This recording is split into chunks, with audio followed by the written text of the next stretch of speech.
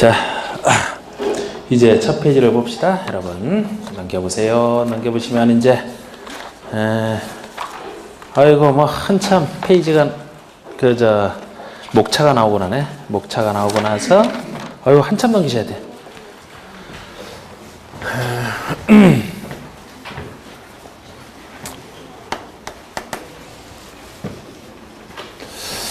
자, 우리 부동산 공법에서 앞으로 배울 과목이 배울 법률이 6가지 법률이 존재합니다. 국토의 계획 및 이용에 관한 법률. 이것이 공법에 있어서 이제 기본법이거든요. 이게 제일 중요한 법이고 공법에서 그 다음에 이제 도시개발법을. 그 다음에 도시 및 주거환경 정비법을.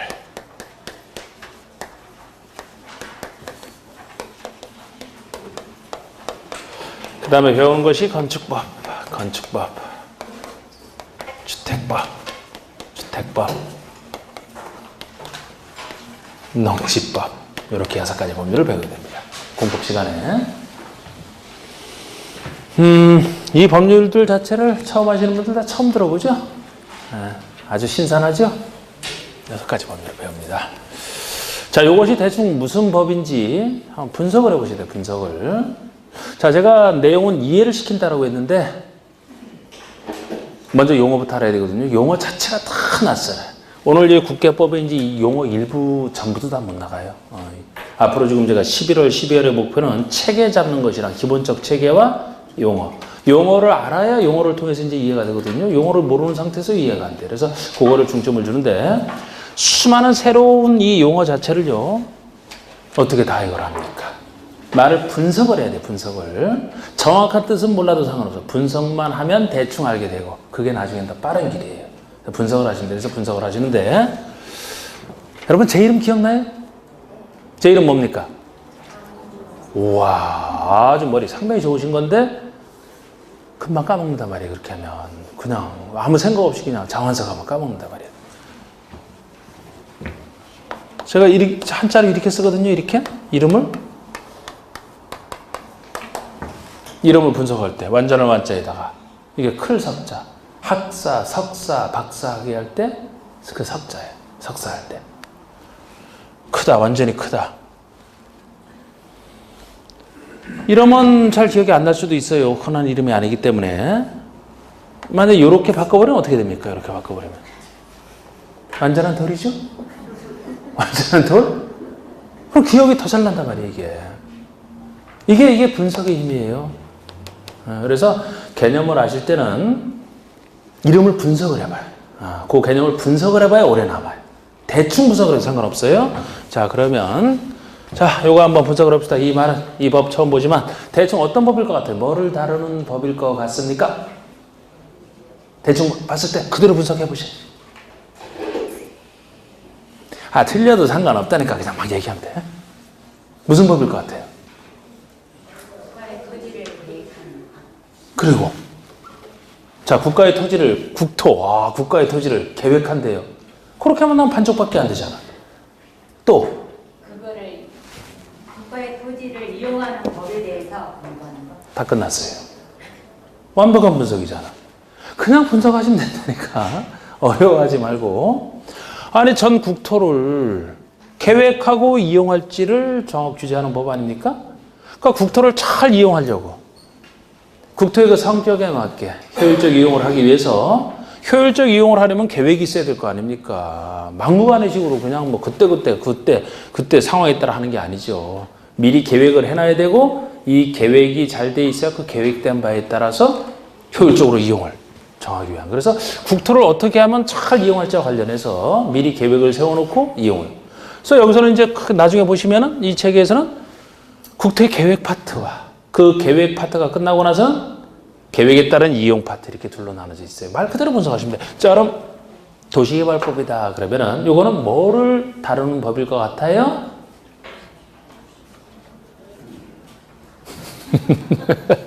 야, 되게 좀 여보 말 분석해봐. 어떻게 돼? 도시를 개발하는 법이다?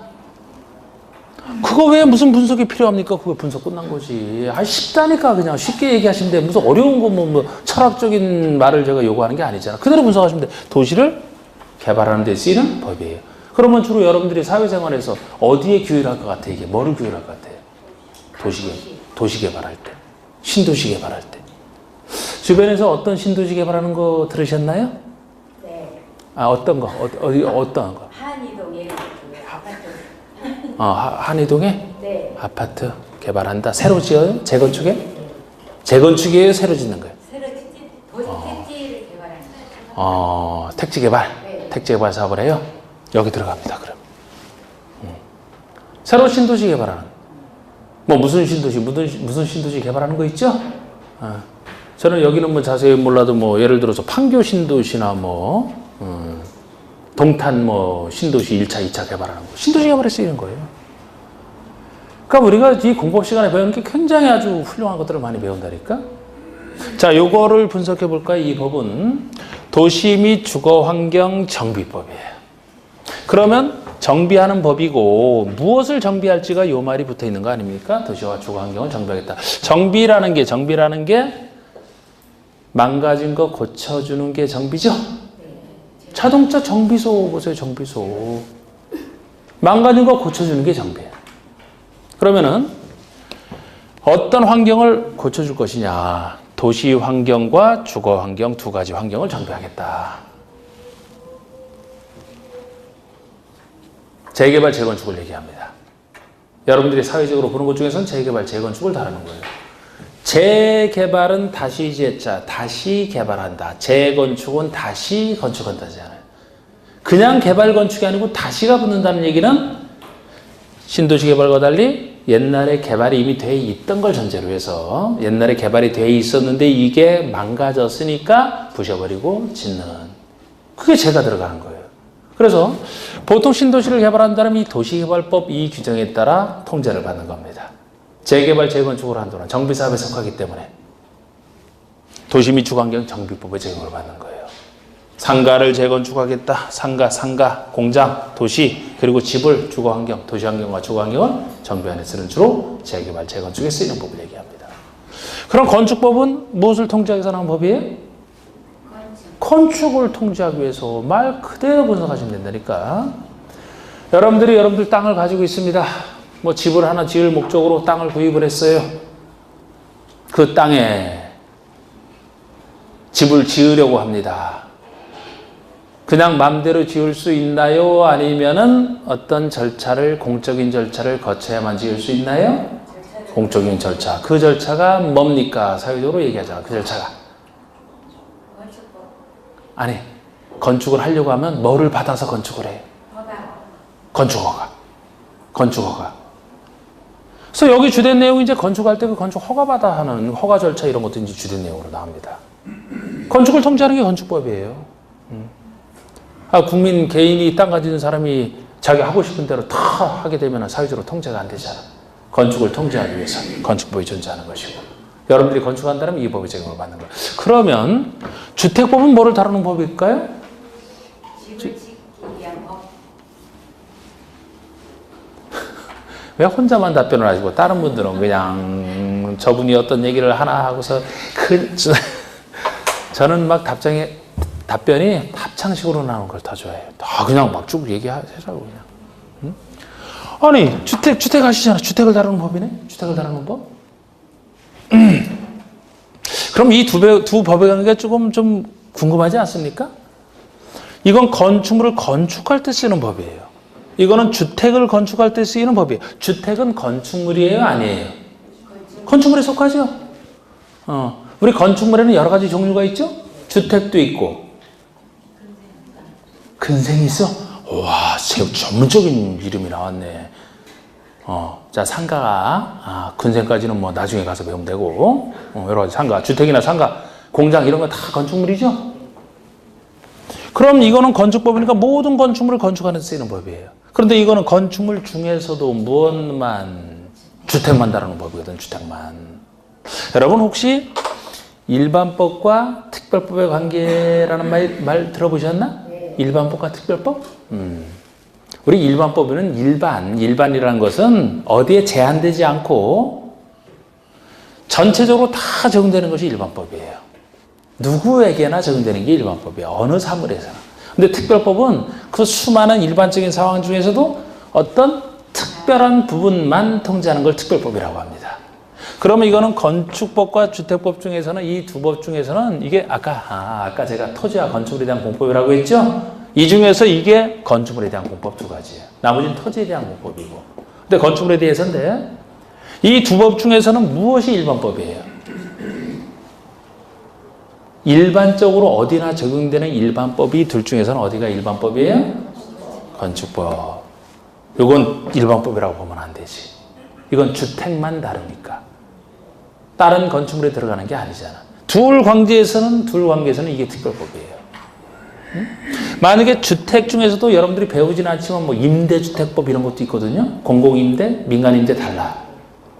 그러면 임대주택법이 있다라면 이건 전체 주택을 다루는데 그쪽과의 관계에서는 이게 일반법이 되지. 주택 전체에 대해서는. 그 중에서는 임대주택만 다루니까 그게 특별법이 되죠. 그러면 일반법과 특별법 관계에 있으면은 어느 법이 우선 적용할까요? 일반법이 먼저 적용이 될까요? 아니면 특별법이 먼저 적용이 될까요? 일반법이 먼저 적용이 돼요? 일반법, 특별법 관계.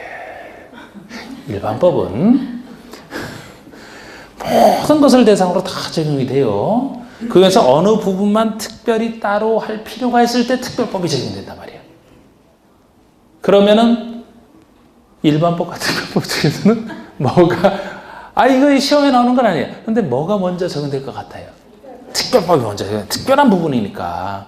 자, 예를 들어서 이게 너 좀 자, 우리 주택법에서 다루는 것은 주택 중에서도 나중에 보면 주택을 둘로 나누거든요. 단독주택과 공동주택으로 이제 나눕니다. 단독주택은 여러분들이 생각하는 단독주택이고 공동주택에는 이제 대표적인 게 아파트 같은 게 이제 공동주택이에요. 나중에 다 살밀하게 배워요. 네 가지만 배웁니다. 이 단독주택을 한꺼번에 30호 이상 지으려고 할 때 주택법이 적용이 됩니다. 공동주택을 한꺼번에 30세대 이상 지으려고 할 때 주택법이 적용된다라고 이 법에서 규정을 해놨어요. 단독주택은 세는 단위로 몇 호, 공동주택은 몇 세대 얘기를 합니다만 단독이든 공동이든 각각 30호, 30세대 이상 지으려고 할 때 주택법이 적용된다라고 규정을 해놨단 말이에요. 그러면 여러분들이 나중에 돈 벌어갖고 사업을 하시는데 나는 아파트를 지어서 분양하겠다. 몇 채 지으려고요? 몇 채 짓고 싶어요? 에? 그냥 상상한 거 몇 채 짓고 싶어요? 나중에 사업을 한다. 안 지어?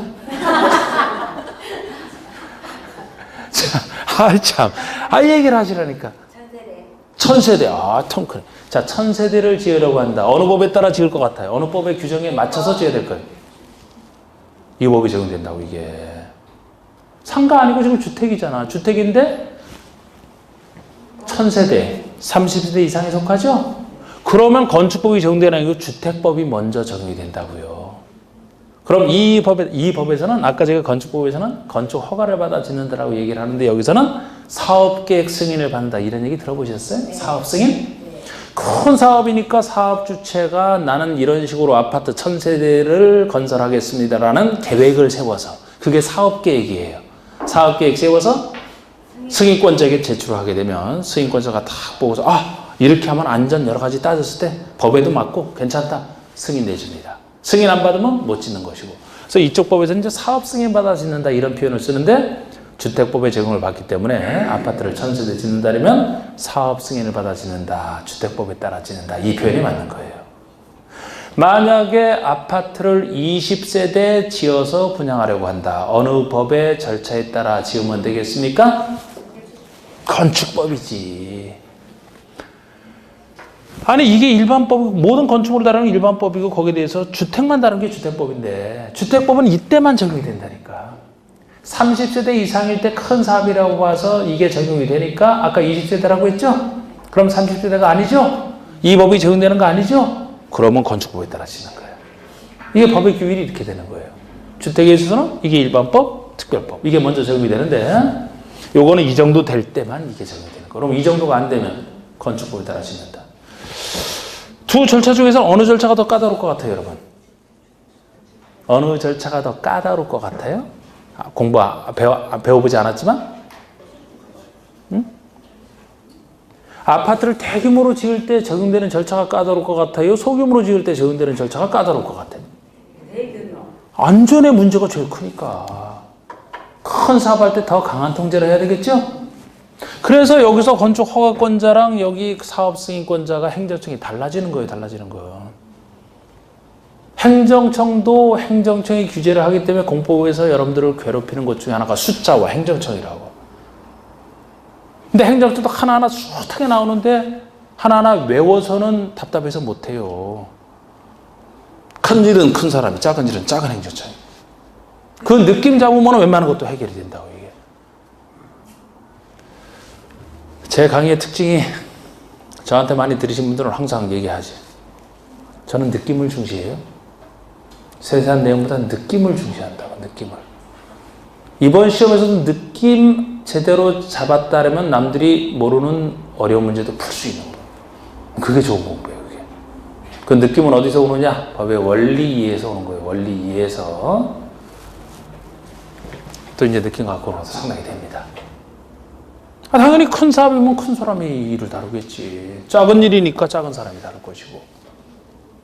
한번 예를 한번 들어볼까요? 아까 제가 건축법에서는 건축 허가를 받는다, 여선 사업 승인을 받는다라고 했는데 여기가 광명시죠? 위에는 경기도죠? 경기도 광명시입니다. 그러면 여러분들이 아까 건축 허가를 받는다, 건축 허가를 받는다. 경기도지사에게 허가를 받는다, 아니면 광명시장의 허가를 받을 것이다. 선택해보세요. 광명시장? 경기도지사? 경기도지사라고 생각하시는 분은 왜 경기도지사라고 생각했어요? 건축허가 받는 게 상당히 도지사가 관여해야 될 큰일이라고 보시는 거예요? 경기도민이 얼마죠? 경기도민이? 한 800만? 1000만? 1000만 되나요? 경기도민. 여러분들 모를 정도로 그렇게 많잖아. 광명시는 시민이 몇 명이에요? 광명 시민은?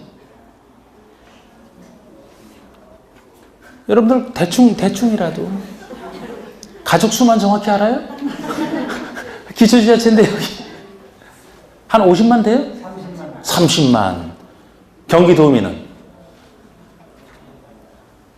한 1000만 넘지 않을까? 1000만? 그럼 경기도지사는 경기도에 관련된 일을 다 처리하는 사람 아니에요?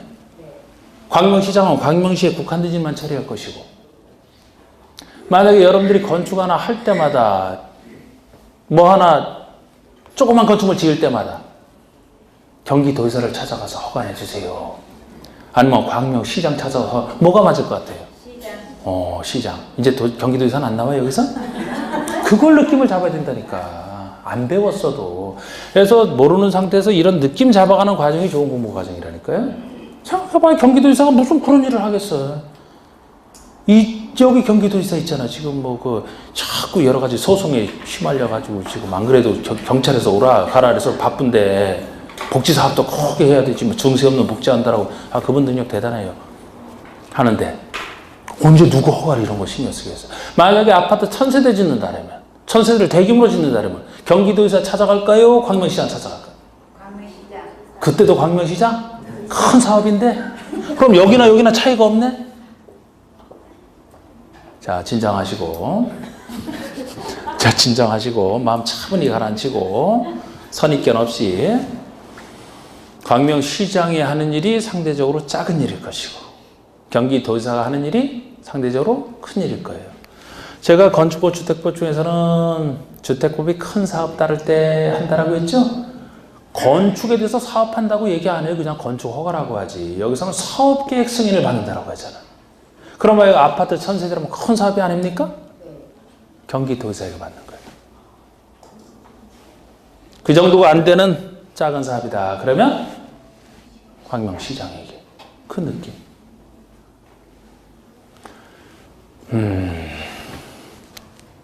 그 느낌이 올 것 같아요? 아직도 먼 얘기 같아. 저 멀리 있는 느낌이 올 것 같아요? 안 올 것 같아요? 뭔가 올 것 같아요? 얘기 들으니까?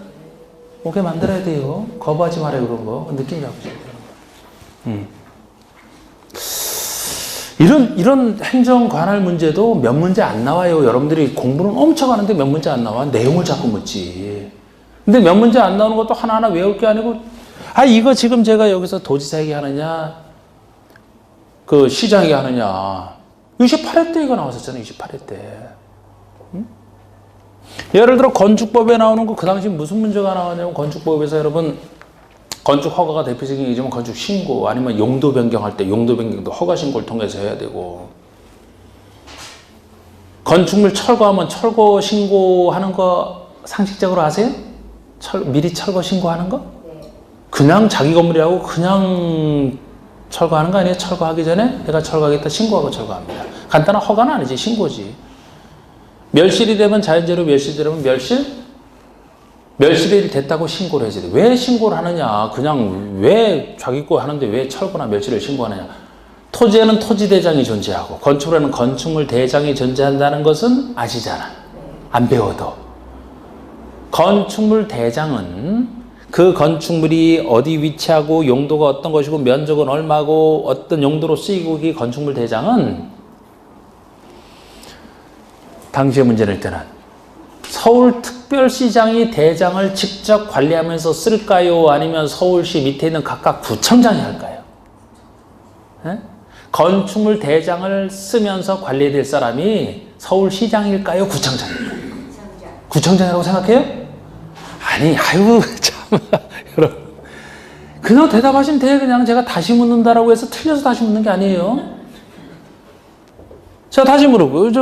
인구 1000만 이상을 담당하는 서울특별시장이 그 건축물, 수많은 건축물이 존재하는데 그 건축물 대장을 하나하나 관리할까요? 아니면 구청장이 관리할까요? 구청장? 작은 일이니까? 그러면 이거를 철거 멸실 신고는 건축물이 있는데 건축물이 철거나 멸실해서 없어지게 되면 대장을 관리하는 사람에게 알려줘야 그 사람이 건축물이 없어졌다는 걸 알고 대장을 폐쇄하든지 하겠죠? 아니면 바꾸겠죠? 그죠? 그래서 철거 멸실 신고를 하라는 거예요. 왜 하겠어요, 그거를? 대장을 행정청이 관리하니까.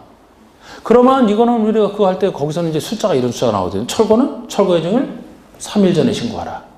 멸실은 자연재해로 멸실이 일어난 상태니까 사전 신고는 안 되고 멸실 후 사후 신고로서 멸실 후 30일 내에 하라. 제가 그거 할 때 3일과 30일 약 10배 차이가 나는 게 철거는 3일 전에 신고하면 멸실은 사실 30일 내에 신고하는 것도 드물어요. 신고 중에서는. 뭐 7일, 뭐 14일, 막 15일 그런데 30일짜리 드물단 말이에요. 자연재해로 재해로 집이 떠내려갔다 예를 들어 얼마나 정신적 타격이 크겠습니까? 그러니까 정신 수습하라고 좀 더 긴 시간을 줘서 그런 식으로 나중에 늘어났어요. 그래서 3일, 30일 하는데 그걸 알아서 맞추는 문제가 아니었다고요. 그 숫자를 바꿔내면 숫자 문제가 돼. 숫자 문제도 지문을 많이 놔주면 그걸 정답화시키는 숫자 문제는 작다니까 예상으로 작다니까요. 그래서 굳이 수많은 숫자 그렇게 외울 필요는 없다라고 제가 얘기하는 거예요. 3일 시험에서 그럼 맞게 표현하면서 누구에게 신고하느냐? 특별시장, 광역시장에 신고하라. 그렇게 틀리긴 했다고. 특별시장, 광역시장에 그거 할 군번이냐고 그 사람들이. 구청장에게 해야지. 내용 이해에 대한 문제였거든요.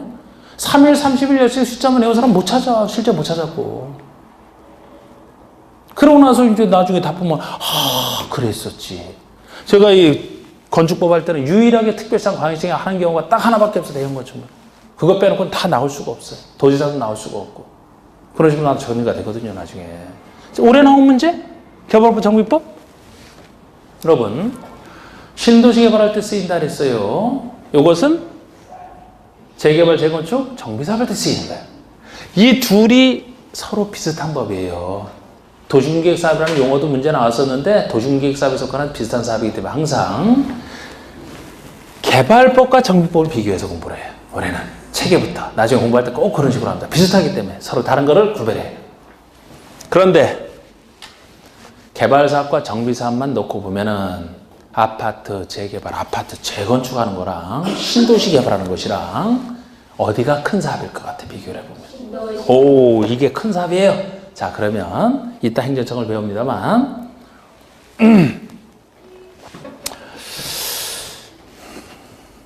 요게 상대로 큰 사업이고 이게 작은 사업이기 때문에 이 개발 사업이면은 시도지사급, 특별시장, 광역시장, 도지사급 이 사람들이 주로 합니다. 여기는 정비사업은 상대로 작기 때문에 시도지사 밑에 있는 시장, 문수구청장이 주로 하는 사업이에요. 그런데 이 정비법의 문제 중에서 29회 때 금년에 뭐가 나왔느냐? 어려운 문제로 냈는데 정비 기본계획에 대해서 세세하게 물어보는 건 어려운 문제예요. 그 내용 맞추는 게 아니야. 근데 뭐를 틀리게 냈느냐? 틀린 걸 찾아라면서 국토교통부 장관이 어느 경우에 뭐를 한다? 장관이 지방일을 하는 사람이에요? 국가일을 하는 사람이에요? 국가일. 그러면 정비사업은 제가 상대로 작은 사업이라 시도사급도 아니고 시장, 군수, 구청장급이 주로 한다라고 했는데 여기서도 예외적으로 특별시장, 광역시장 하는 거 두 가지밖에 없어요. 그거 외엔 다 시장, 군수, 구청장이 한다라고 맨날 틈 잡아서 얘기하거든 제가 체계 잡을 때부터. 국장이 나올 수가 있어요? 없어요? 정비사업에서. 없어요. 없다니까. 근데 국장이 뭐 한다 그러면 내용 불문하고 틀린 거지 그게. 그런 것까지 맞히신 분은 사실 별로 어려운 거 아니라고 전체적으로 공부를 하게 되면은 고득점 하시는 분이었지. 아니 상대로 작은 정비사업에 무슨 장관이 등장합니까? 여기서는 시도지사가 주로 하지만 장관이 등장하는 경우 있어요. 예를 들어 우리가 판교 신도시도 원래는 시도지사급에서 해야 되지만 국가 차원에서 하는 경우 있죠? 국가 차원에서 주택 수급을 해서 따로 신도시 개발하는 경우 국가 차원에서 할 때만 국장이 한단 말이야 그때도. 근데 여기 재개발 재건축은 국가 차원에서 할 만한 재개발 재건축은 없어 아예. 국장이 나올 수가 없는 거지 이 법에서는. 이게 행정관의 문제로 나왔거든요. 차분히 내용이 아니고 이 차분히 풀어보신 분은 이건 내용 자체는 어려웠지만 어떻게 보면 쉽게 풀 수 있는 문제예요.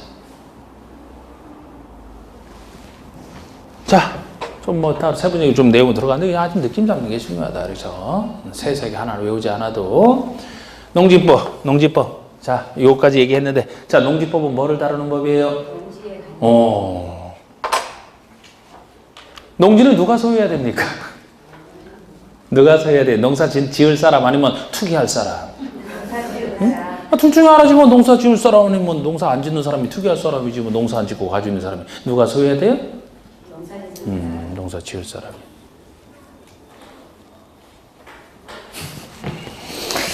그거를 농사 지을 사람이 농지를 소유해야 되기 때문에 본인이 농사 짓고 농사 안 지으면 처분 의무 생기고 농사 어쩔 수 없이 안 짓는 사람은 본인이 안 지니까 남에게 예외적으로 빌려줄 수 있고 막 그런 거 다루는 게 농지법이에요. 농지인데 농지에 건물 짓고 싶다. 농지 전용할 때는 어떤 절차 아주 훌륭한 것들 많이 배웁니다. 출제 비중이 적어서 문제지. 훌륭하도록. 자, 우리 군법에서 배우는 것들이 국토의 계획 및 이용하는 스케일이 커, 스케일이.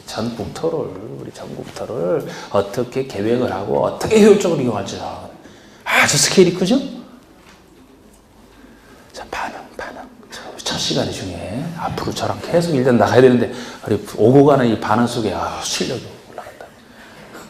이래되면 까딱하다. 싫어요. 이러면 돼. 자, 아주 스케일이 아주 훌륭한 걸 배우는 거예요, 지금. 민법 훌륭하죠. 그런데 개인과 개인 사이에 조그만 일 갖고 다른다니까?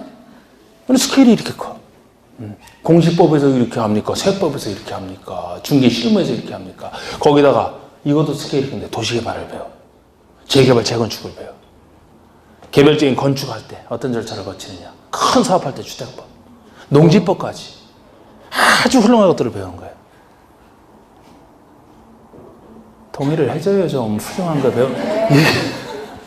여러분, 선배 합격하신 분들, 일하시는 분들한테 한번 여쭤봐요. 나중에 합격하시면은 제일 여러분들을 전문화시키는 법이 무슨 과목이냐? 공법이다. 이렇게 얘기를 하지. 여러분들이 뭐 단순히 아파트에서 아파트 매매, 전매, 매매라든지 전세 이런 거 해주고 필요 없어, 그럼 이거는. 그런데 토지에 대한 사업하려면 이게 꼭 필요해요. 건물 매매하더라도 뭐 정비구역 내에 있다, 뭐 도시개발구역 내에 있다, 이 지식을 알아야만 돼. 실무라 그랬잖아, 2차는. 근데 중개 실무에 대한 것은 이제 중개사가 같이 해야 될 거고, 금방 하면 알아, 이거. 공시법 어려워요. 근데 법무사가 해주잖아, 법무사가. 세법 오래 어렵게 놨잖아. 세무사 있잖아, 세무사가. 이거는 여러분들이 해야 돼, 그냥. 그리고 세법에서 세금 좀 절약해서 내고 싶어요? 적게 내고 싶어, 세금? 세금 적게 내고 싶어요? 많이 내고 싶어요? 적게 내고 에이, 그러면 안 되지. 많이 내야지. 뭔 소리야, 그게. 아니, 소득이 있어야 세금을 낸다니까? 세금 아예 안 내고 싶어요? 소득 하나도 없으면 내고 싶어도 안 받아, 그쪽에서 안 받아. 세금 많이 낼 생각으로 공부를 하세요? 많이 벌어야 많이 내라래. 많이 벌어야 많이 내라. 왜 세금을 적게 내라래? 많이. 전 세금 엄청 내고 싶어요. 엄청 내고 싶어도 안 받아주니까 못 낸다니까, 내가. 네? 근데 그 이제 세금은 나중에 돈 벌고 나서 뒤처리하는 거 아닙니까? 공시법. 내가 취득할 때 그 역시 계약 체결하고 뒤처리하는 거, 뒤처리하는 거. 근데 뭐가 돈이 되는지 안 되는지 결정하는 게 뭐예요? 이 법이라니까, 이 법. 아무리 땅을 솔값에 잘 사놓으면 뭐합니까? 개발이 돼야 나중에 올라가지. 개발 안 되면 수십 년 동안 묶이는 거지, 뭐. 어떤 땅에 뭐를 질 수 있다, 없다, 질 수 있다라면 크게랑 관련해서 건폐율, 용적을 높이지 않까지 다 통제하는 게 공법이에요. 그래서 공인에서 잘 하시려면 여기 전문가가 돼야 돼, 여기 전문가. 지금도 학교 가신 분들 중에 그냥 저한테 물어보지 않는 분도 있고, 막 물어보시는 분이라면 이제 제대로 하시는 분들이지. 공과. 제일 쓸 게 많아. 배우실 거 생각해봐요. 얼마나, 예? 배우고 싶은 생각이 쫙 드나.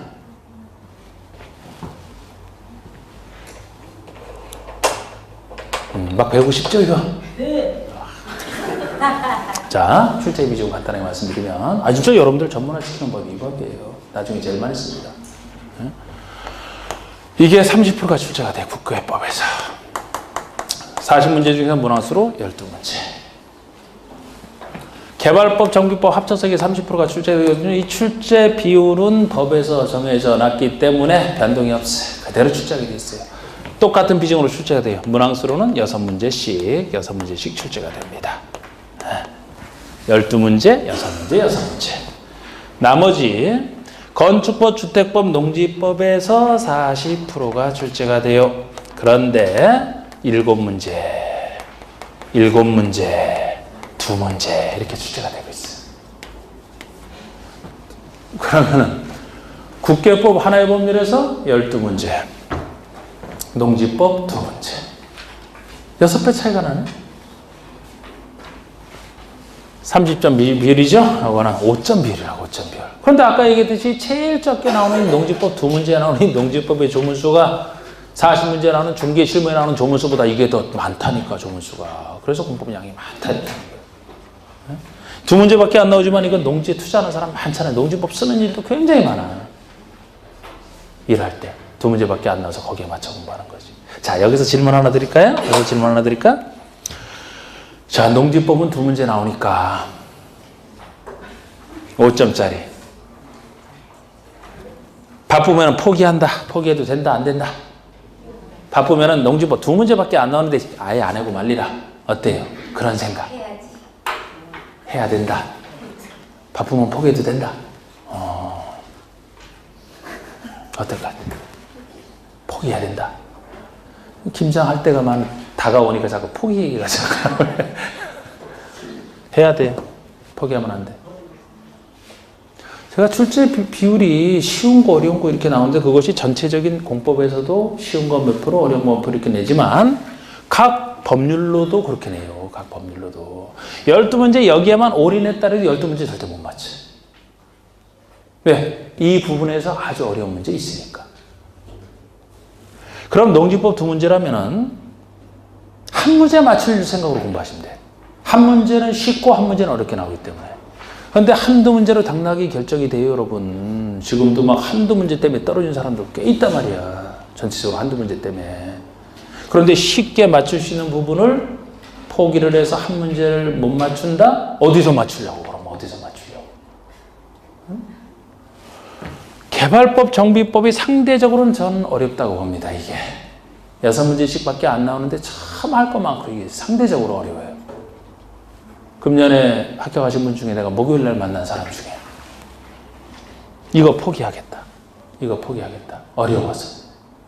그런데 여기 6문제씩 나온다면 2문제는 쉽단 말이에요. 2문제가 어렵고 2문제는 어느 정도 공부를 해야 맞추는 이런 식으로 출제 비중이 나온단 말이에요. 그럼 이걸 아예 포기하게 되면 4문제를 포기한다는 이해가 되죠? 그 시간에 다른 걸 공부해서 그만큼 맞출 것 같아요? 안 돼. 그래서 저한테 상관없어요. 왜 포기하느냐. 여기서 어려운 부분 있으면 어려운 부분 소화 안 되는 부분 아까도 제가 얘기했듯이 뺄 거 빼고 본인 개인적으로 소화 안 되는 부분 있으면 빼고 쉬운 부분만 내가 맞출 생각으로 하면 된다. 쉬운 부분 맞추면 된다. 이걸 왜 포기하느냐. 그래도 조금 어려워서 그래서 이런 말까지 했어요. 아니 왜 수많은 공법 중에서 이 개발법 정비법만 미워하느냐고.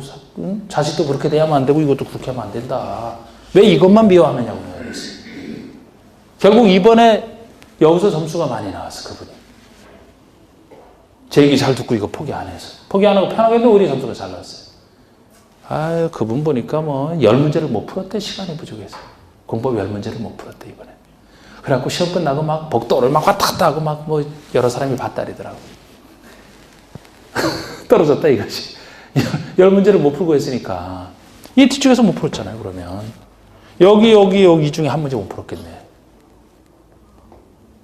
그런데 그분 점수가 약 60점 정도가 나왔어요. 이걸 못 풀었는데 여기서 많이 맞췄다니까. 처음에 포기하려고 했던 데서. 안 그랬으면 떨어졌지. 이거 제가 2개월에 걸쳐서 바싹 나갈 때도 1시간 반 정도만 끝내요. 농지법을. 그러니까 사실 이게 더 많이 나오면 제가 좀 더 상세하게 해야 돼. 좀 더 상세하게 하면 여러분들에겐 업무하는데 도움이 많이 돼. 근데 그렇게 할 수가 없어요. 출제 비율에 맞춰서 저는 강의 시간을 배분하기 때문에 절대 포기해서는 안 돼요. 그 정도 2문제 수준에 맞춰서 하기 때문에 그 중에 한 문제 맞추면 된다고. 어려운 문제 한 문제 틀려도 상관없어요. 근데 어려운 문제라는 게 이번에 좀 어려운 문제 처음 나온, 두 번째 나온 거지. 29년 동안에 2번째 나왔으니까 옛날에 나오고 한참 만에 나온 거예요. 평상시에 다루는 문제 아니에요. 그래서 경영을 위탁 경영. 한번 그거 한번 제가 얘기해 볼까요? 이것도 느낌 잡으면 어떤 효과가 생기는지? 아니야, 느낌을 중시한다니까. 우리 농지법에 가면 농지 개념은 기본적으로 배우면 돼. 농업인이 되기 위한 요건 중에요. 농업인이 되기 위한 요건 중에 우리 휴대폰은 내려놓으셔야 돼요. 이것도 하나의 느낌이 나요. 다 하나하나의 공부라니까 이게. 자, 우리 농지법에 가서 보시면 농업인 개념부터 하는데 어느 것 중에 하나에 해당하면 농업인이다. 자기 땅 하나도 없어도 1년 중에 90일 이상 농업에 경영하면 농업인으로 분류가 됩니다. 90일 이상, 약 3개월. 왜 3개월이냐? 그건 기본적으로 하는 건데 왜 3개월이냐? 이것도 숫자지만 느낌 잡으셔야 돼요. 여러분들 농사 안 지어봤죠? 저는 다 해봤어요. 시골 출신이라. 3개월은 웬만한 사 다 져요. 벼농사가 상대적으로 제일 길어. 벼농사가 상대적으로 좀 길어요. 그런데 웬만한 다른 것은 3개월이면 다 남아. 요새 김장하죠? 배추 심었어요. 3개월이면 남아요. 무 심어봐요. 제 말 못 믿겠으면 집에서 난초 비워버리고 거기다가 한번 심어봐. 잘 큰다니까? 3개월이면 잘 커요? 45일이면 커요? 상추는 며칠 걸려요, 그러면. 상추 심어놓고 막 이제. 한 달 이내면 다 끝나고, 그냥. 상추 다 그만 그냥 삼겹살 구우고 바로 따가지고 그냥 촥 해서 먹어도 돼. 고추. 엄청 달려. 그러니까, 우리 평균 잡아서 한 90일 정도, 약 3개월이면 최소한의 농사 지을 수 있는 기간으로 보는 겁니다. 그게 농업의 개념으로 처음 나오는 개념이거든요. 그런데 우리 위탁경영이 나왔는데, 이번에 어렵게 위탁경영이 나왔는데, 원래 제가 농지는 기본적으로 농업인이 자기 농업 경영에 이용하기 위해서 농지를 소유하게 돼 있어요. 여러분들은 투자 목적으로 나중에 개발될 거 호시탐탐 노리고 있지만, 농지법에서는 농사 지을 사람이 농지를 소유하라는 거예요. 이게 대원칙이에요. 그러니까 자기가 경영해야 돼. 자기 경영하는 게 대원칙입니다. 남에게 못 빌려줘. 원칙이 못 빌려줘요.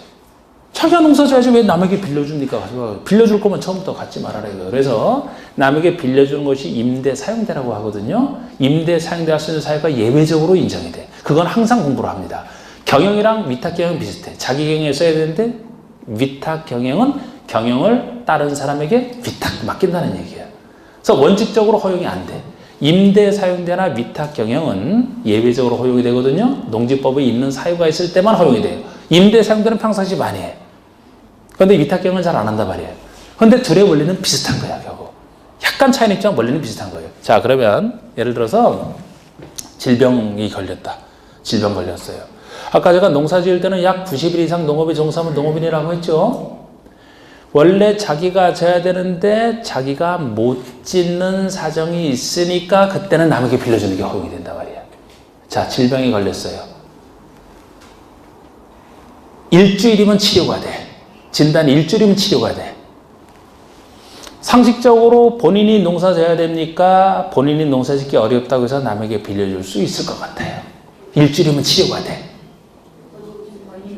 본인이 농사 져야 되죠? 아, 일주일밖에 안 걸린다니까? 치료하고 농사 지으면 될 거 아닙니까? 4개월 치료를 요해요. 4개월. 4개월 치료를 요하는 질병에 걸렸어요. 4개월 동안 누워 있어야 돼. 그 사람에게 농사 짓도록 강제할까요? 아니면 남에게 빌려줄 수 있도록 할까요? 오. 그 느낌이면 되는 거예요. 그 느낌. 정확하게는 3월 이상 질병 치료가 필요한 경우 또는 3월 이상 국외 여행 중인 경우 이렇게 얘기를 합니다. 해외여행도 잠깐 가면 이제 잠깐 갔다 와서 농사 지으면 되니까. 왜 3월 이상이냐? 최소 농사는 90일 이상 져야 되기 때문에 최소한 농사 지을 그 기간 동안에 농사 못 지을 정당한 사유가 있다라면은 본인이 농사 못 지으니까 남에게 위탁경영이나 임대에 사용할 수 있다 이렇게 나가는 거지. 그래서 위탁경영 자체는 다루지 않았어도 임대 사용대랑 원리가 비슷하기 때문에 그 원리대로 풀었다라면 3월 이상 거 갖고 맞출 수 있어야 되는 거예요. 그런데 이거를 임대 사용대에서만 3월 이상 하면서 그냥 3월을 생각 없이 외워놨더라고. 왜 3월이 되는지를, 왜 남에게 빌릴 수 있는지를 이해를 못하고 그냥 외워놨더라면 위탁경영에는 적용을 못하는 거지. 그걸 할 수 있다면 두 문제도 맞췄지. 호득점 되죠, 그러면.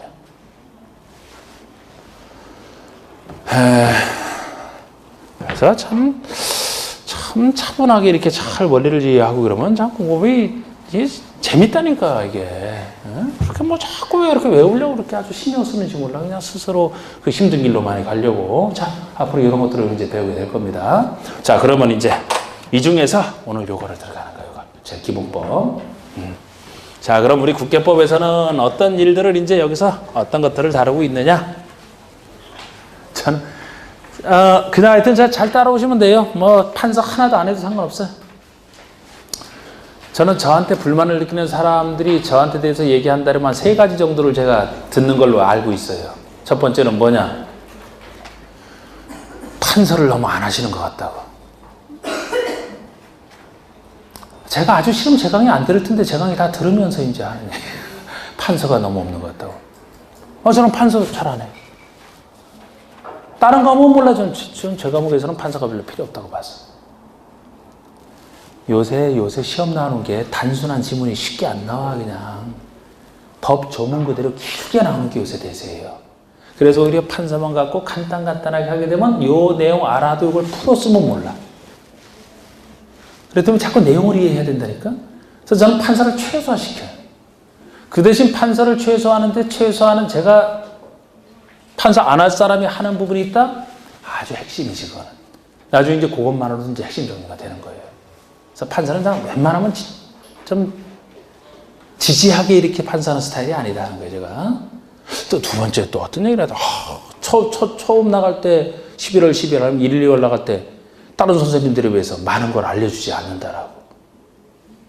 저는 많은 걸 알려주지 않는다. 여러분들 이유식하는 애한테 삼겹살이 몸에 좋다고 해서 삼겹살 구워서 상추에 싸서 막 이렇게 주면은 먹어요? 순서가 있는 거야, 순서가. 순서에 맞게. 이유식하는 사람은 이유식을 줘야지. 고기 잘 만드는 고기를 줘야 되고. 다 그런데 욕심이 나서 흡수도 못하면서 조금 많은 거 가르쳐달라 그러거든요. 단계가 있어, 단계별로. 그래서 제 단계대로 따라오시면 돼, 그냥. 원리부터 이렇게 이해를 하시면서. 그다음에 또 어떤 얘기를 하더라. 두음자 많이 안 따준다. 아유, 두음자 따서 외우게 우리 해가 되는데, 그건 제가 해가 될 일을 왜 합니까? 자, 그 두음자 편하게 하면 자꾸 외우게 돼서 안 돼. 판사도 최소해.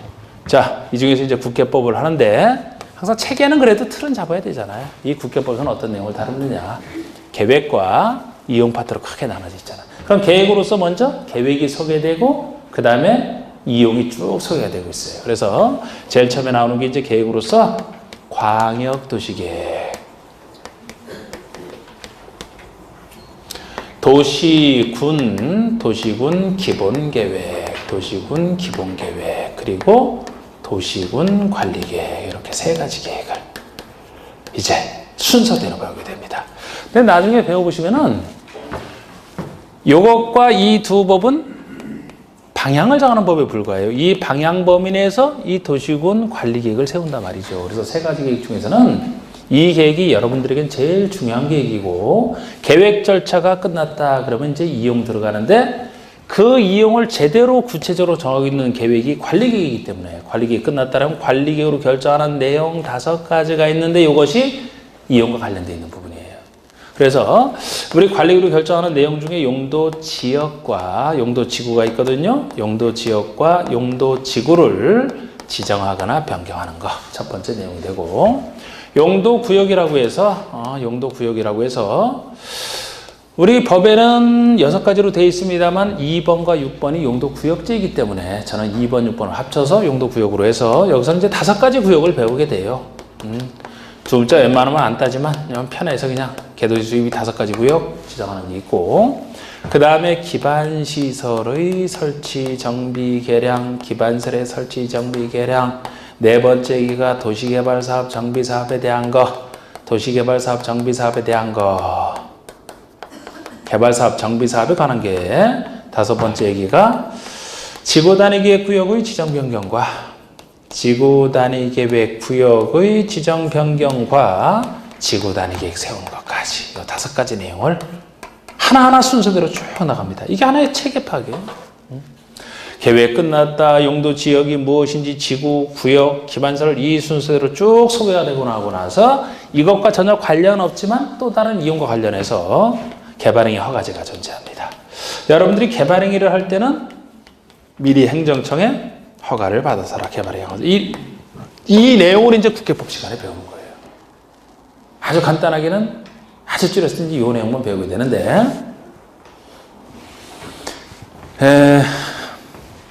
한번 넘겨보시죠. 이제 책에서.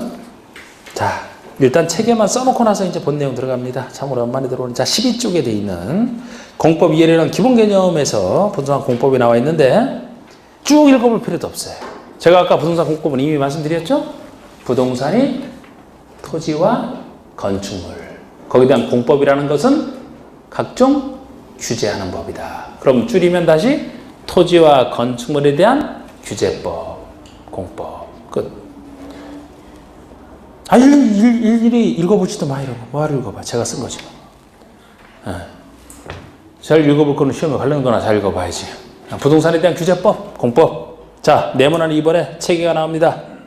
국가법과 관련해서 국계법에서는 광역시계획, 도시군계획, 도시군계획이 다시 기본계획, 관리계획 나눠지고 관리계획 내용 5가지, 2번, 6번을 합쳐서 저는 하나의 구역으로 봤기 때문에 요 내용 그리고 개발행위 허가제. 이게 국계법 체계예요. 넘겨보세요. 이렇게 국계법이 나오고 나서 그 다음에 이 관리계획 가운데 도시개발사업에 대한 계획. 이게 도시개발사업에 대한 계획이 관리계획 내용이지만 이 내용은 이제 국계법에서는 내용은 없어요. 관리계획 내용이지만.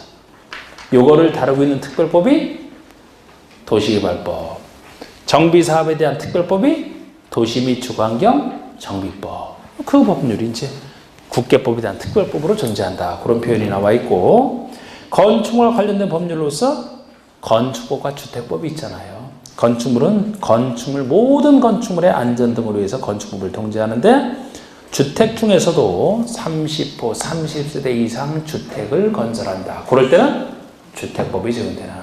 그리고 농지와 관련해서 농지법. 이렇게 6가지 법률이 이제 전체 공법의 체계고, 그 중에서 제가 국계법 체계만 저기다 따로 써놓은 거예요. 오늘 나가는데 필요하기 때문에. 그리고 3번 법령 체계를 보십니다.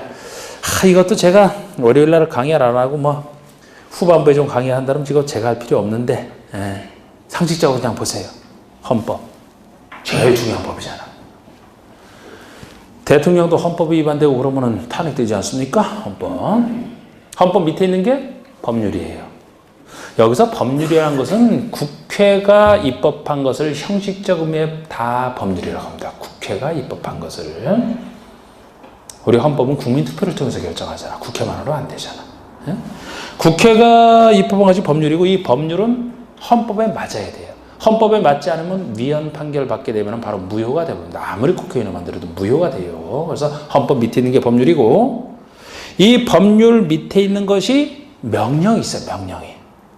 명령인데 이 명령은 둘로 나눠집니다. 대통령이 내리는 명령을 대통령령이라고 하고 총리가 내리는 명을 총리령, 각부 장관이 내리는 것을 각부령이라고 하는 거예요. 당연히 대통령령이 부령보다는 선순위에 존재하죠. 이 명령은 아무나 내릴 수 있는 게 아닙니다. 이거는 법률에서 다 모든 것을 정할 수 없기 때문에 법률에서 입법을 하면서 구체적인 부분은 대통령령으로 정하라 아니면 부령으로 정하라 이렇게 위임된 것에 대해서 정하기 때문에 명령은 법률 밑에 존재하는 거예요. 만약에 법률에 어긋나는 명령이 행해졌다 무효가 되는 겁니다. 그래서 법률 밑에 대통령령이 있고 대통령령은 다른 말로 시행령이 이렇게 부르기도 하는 거예요. 그리고 대통령령 밑에 있는 게 부령인데 부령은 다른 얘기로 시행규칙이라고 표현을 합니다. 그래서 우리가 법률 밑에 명령이 있고 명령 밑에 규칙이 있다. 대통령령, 시행령, 시행규칙 이렇게 얘기하는 거예요. 공법에서 제가 저기 6가지 법률 아까 써놨던 것이 법률이에요. 거기에는 각각의 대통령령, 시행령이 존재하고 그 밑에 시행규칙이 존재하는데 공법은 내용이 많기 때문에 법률의 일부와 영의 일부 정도지 규칙은 평상시 공부 안 해요. 규칙에 대해서는 낸다면 그건 틀려도 돼. 상관없어. 나중에 중개 실무에서는 법, 영, 규칙까지 다 합니다. 거기 양이 적기 때문에 규칙까지 세밀하게 다 한단 말이에요. 우리는 안 그래요. 이런 규정이 있고 그 밑에 있는 게 조례라고 있어요. 조례. 조례라는 것은 지방의회가 입법한 것을 다 조례라고 합니다. 국회가 입법한 것이 뭐예요? 법률. 국회가 입법한 것이 뭐예요? 법률 따라 하시라고 그렇게. 그 다음에 지방의회가 입법한 것을 조례. 그래서 조례로는 역시 법이나 명령, 규칙에서 위임된 부분에 대해서만 조례로 정할 수 있지 조례가 법률, 명령을 떠나서 따로 정할 수 있는 건 아니에요. 그래서 제일 밑에 존재합니다. 이 정도 그냥 적어놨고 이 정도 적어놨고 용어로서 자 행정체계 자 이제 책에서 눈을 띄시고 행정체계는 공법이 행정청이 국민을 규율하는 것이라고 했잖아. 그럼 주체, 규율 주체가 행정청이에요. 국민이 국민을 규율할 수는 없잖아. 행정청이 우월적 지위에서 국민을 통제하는 것이거든요. 그러면 공법의 주체는 거의 다 행정청입니다. 그러니까 행정청, 행정체계는 여러분들이 정확하게 머릿속에 담아 넣으셔야 되는 거예요. 나중에까지. 담아놔야 되는데 지금 보지 말고 생각을 해보면서 이 항상 외우는 것은 충분한 이해를 통해서 자연스럽게 따라오게 만들어야 돼요. 그리고 제가 상식선에서 여러분들이 모르는 걸 물어보진 않아요, 저는. 어떤 선생님들은 모르는 거 일부러 자기만 아는 거, 다른 사람 모르는 걸 물어보고 틀리면 쳐라 이렇게 하시는 분도 있어요. 저는 안 그래요. 제가 사람들 골탕 먹이는 인상이 보여요? 그렇게? 아니지. 저는 여러분들이 틀린 얘기하면 저는 속이 아프다니까? 상식적인 것만 물어봐. 그러니까 자 행정체계 우리 상식으로 해봅시다. 행정체계 상식으로 이미 다 알고 있는 거예요. 알고 있는 걸 종합하는 거예요. 그냥 행정체계는 자 우리나라에는 일단 정부 조직으로서 국가가 존재하죠. 대한민국. 국가와 관련된 일은 각 부에서 담당을 합니다. 대통령이 혼자 어떻게 다 합니까? 대통령이 원래 하는 일을 각 부에서 담당하잖아. 각 부가 이제 여러 가지 부서. 우리 공법과 제일 관련해서 많이 나오는 부서가 국토교통부가 있어야지. 국토교통부 제일 많이 배웁니다. 그 외에도 뭐 기획기획장부, 뭐 해양수산부, 뭐 많잖아. 각 부서에서는 국가 일을 하는 거예요. 국가 일을. 국가 밑에 있는 행정청이 뭐가 있어요? 지방자치단체. 말 그대로 지방을 스스로 자자 다스릴 지자.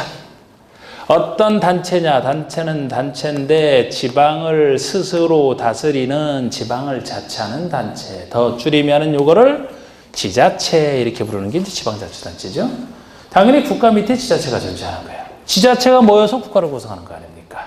그런데 외국 같은 경우는 이제 국가와 지자체 크게 둘로 나눠지는데 우리나라는 지자체가 다시 둘로 나눠서 3단계 행정체계를 이루는 게 조금 특이해요. 역사적으로 그렇게 돼 있어요. 그래서 지자체 중에서도 국가 밑에 있는 지자체 중에서도 넓은 지방을 다루는 광역지자체가 존재하고요.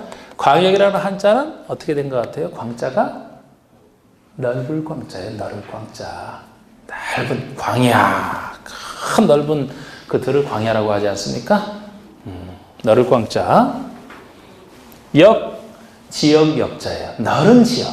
넓은 지역을 관장하는 지자체를 광역지자체라고 해요.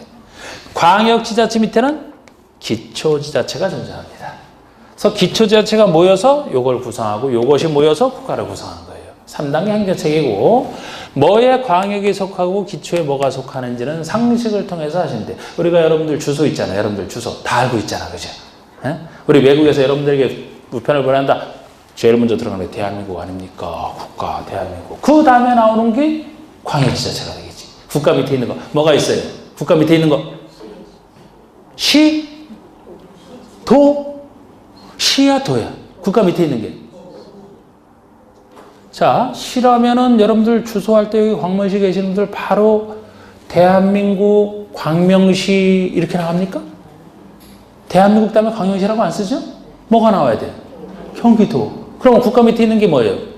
도지도. 시라고 하면 큰일 나. 큰일 나. 자, 도 나왔습니다. 도. 또 뭐가 있어요? 도 말고도. 국가 바로 밑에 있는 거. 에?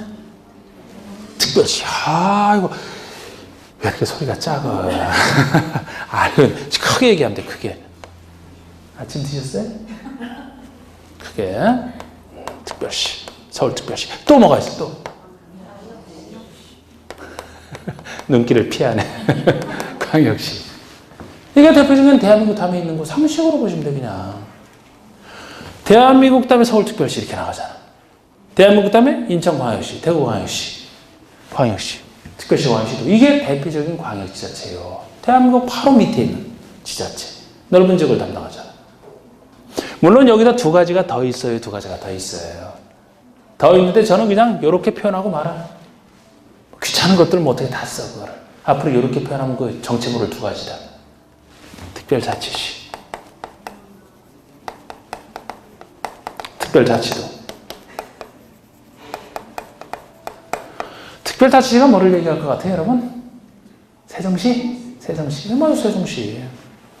원래 우리나라에서는 수도에 특별시를 붙이거든요, 수도에. 수도에 특별시를 붙이는데 행정수도 때문에 세종시가 생겨났죠? 그래서 특별이라는 말을 붙였는데 기존의 특별시는 서울특별시만 얘기하기 때문에 특별은 붙이되 이것과 구별하기 위해서 자치라는 말을 넣은 거예요. 같은 수도 중에 본래의 수도, 서울, 행정수도, 특별자치시. 특별자치도는 어디를 얘기할 것 같아요? 제주도. 야, 제주도 갔다 온 지도 꽤 오래된 것 같네. 제주도. 가긴 가야 될 텐데 한번.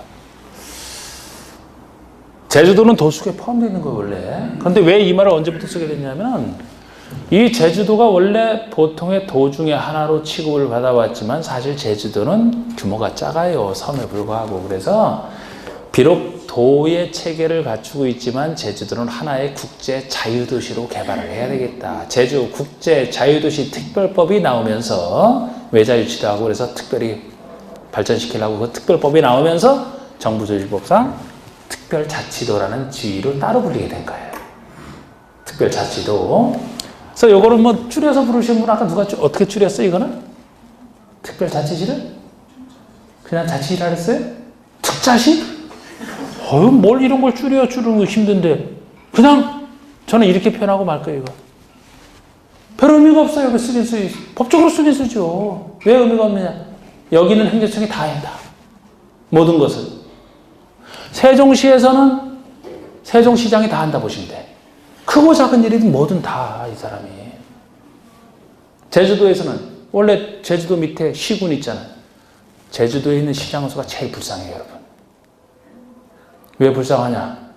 권한이 없어. 다른 시장군수, 내륙에 있는 시장군수는 권한 많죠. 없어. 다 시장군수가 할 일이든 도지사가 할 일이든 다 이 사람이 하니까. 원효령씨만 좋아, 그냥 원효령씨만. 하나의 도지만 제주국제자유도시 하나의 도시처럼 취급하기 때문에. 이 사람이 다 그래서 아까 뭐 개발법, 정비법에서 뭐 크고 작은 사람 막 나눠지, 시도에서 막 나눠지지만 여기서는 그 사람이 다 해요. 그러니까 자치자치는 그 사람이 다 하기 때문에 특자시, 특도에 따라 구별할 필요도 없어. 그냥 이거 나오면 이 사람이 다 한다 보시면 되니까 우리는 없는 사람 취급해도 돼. 그 사람 이렇게 표시하고 말 거예요. 그냥. 뻔하니까. 근데 이제 열어서 이런 데서 차이가 나잖아요. 자, 정확하게 무엇 밑에 무엇이 있는지를 정확하게 아셔야 돼요. 그래야 써먹을 수 있어서 대충 알면 안 돼요. 자, 여러분, 특별시 밑에 존재하는 기초지자체가 뭡니까? 특별시 밑에 존재하는 기초지자체가. 자신 있게 얘기하면 돼. 구. 또 뭐가 있어? 특별시 밑에 존재하는 거. 또 뭐가 있나? 생각 안 나죠? 생각 안 나지? 안 나요, 정상에. 안 나요, 정상에. 없으니까. 없어요. 광역시 밑에 뭐가 존재합니까? 광역시 밑에는. 네? 광역시 밑에 존재하는 게. 구? 구 있잖아, 구. 인천광역시 남구. 구 있잖아, 구. 또 뭐가 존재해? 다른 거 있어요? 또?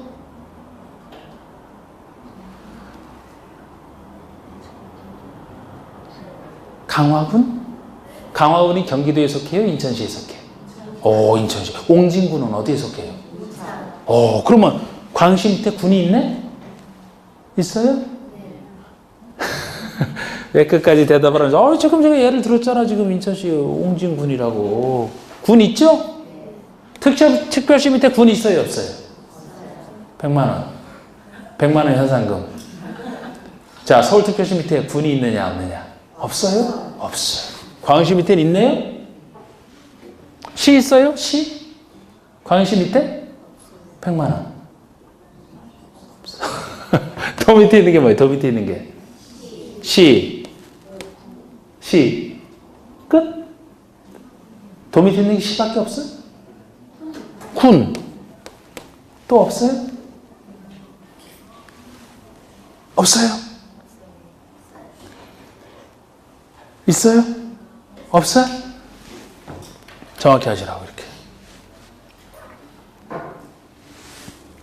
요걸 정확히 알아야 어떤 행정청이 이 아랫사람이 무슨 일을 할 때 뭐 윗사람의 승인을 받아라. 바로 윗사람이 요 사람들이 되는 거잖아. 바로 이 사람이 한다면 윗사람이 요 사람이 되는 것이고. 정확하게 어느 것 밑에 무엇인지 정확하게 일단 알고서 느낌 잡아야 돼요. 이거 합니다, 이게 다. 하나만 더 얘기할까요? 우리 도 밑에 있는 시 중에서 대도시라는 개념이 별도로 존재. 요거까지 하면 다 끝나는 거예요. 대도시라는 개념이 별도로 존재합니다. 대도시라는 것은 우리 정부조직법상 대도시, 사회적으로 부르는 대도시 말고 우리가 서울특별시, 광역시를 대도시라고 안 해요. 정부조직법상으로는. 도 밑에 있는 시 중에서 인구 50만 명 이상, 도 밑에 있는 시 중에서 인구 50만 명 이상인 시를 따로 대도시라고 해요. 이게 대도시 개념이에요. 여기까지 하면 행정청은 다 한 거예요, 지금. 아까 광명이 인구 한 30만 정도 된다 그랬죠? 대도시 아니에요, 그러면. 그냥 시. 대도시가 되면 뭐가 좋으냐? 자치단체는 아니고 행정구역상 구를 둘 수가 있어요. 행정구역상 구를 둘 수가 있어요. 여러분, 여기서 옆에 이쪽으로 가면은 부천시 있죠, 부천시. 경기도 부천시죠. 경기도 부천시인데 부천시에는 구가 있던가요, 없던가요? 있어요. 예를 들어 부천시 원미구 이렇게. 그 구는 지자체요, 아니에요? 지방자치단체요, 아니에요? 그 구가. 지방자치한다는 걸 분석하면 스스로 다스린다니까 그 지방을 스스로 다스리는 단체야. 스스로 다스린다는 것은 우리 국가는 국민이 주권자죠? 국민이 스스로 우리 국가를 다스리잖아. 그러니까 전체가 할 수 없으니까 대표자 뽑고 대통령 뽑고 자기 의회 의원들 뽑아서 국민 의사를 대변시키잖아요. 그러면 지자체가 지방에서 자치한다면 그 지방의 주인인 지방 주민이 자치단체장 뽑고 의회, 지방의회 의원 뽑아서 지방의회 구성해서 자치하는 거 아닙니까? 그러면 부천시에는 부천시장, 부천시의회를 부천시민들이 뽑아요. 그러니까 지자체라고 하는 거예요. 근데 부천시는 인구 50만 이상이기 때문에 대도시로 분류가 되고 대도시이기 때문에 행정상 구를 둘 수가 있어요. 그 구가, 시 밑에 있는 구가, 여긴 자치구를 얘기해. 지금 자치단체로서 구를 얘기해요. 원미구 같은데 구청장은 원미 구민이 뽑을 것 같아요? 안 살아봐서 모르겠지만 안 뽑아. 그 자치한다는 얘기가 아니야. 자치한다는 얘기는 단체장이나 의회를 본인이 뽑는다니까요. 그게 행정부예요. 자치단체 아니에요. 구청장은 권한 없어. 그래서 부천시면 부천시장이 하는 거지. 부천시장이. 대도시 권한만 따라주면 대도시장으로서 하는 거지. 구청장은 권한 없어요. 특별시 광역시 밑에 있는 구청장은 엄청난 권한이 있지. 대도시가 그런 특징이 있어요. 일단 여기까지 이해하셨나요, 여러분?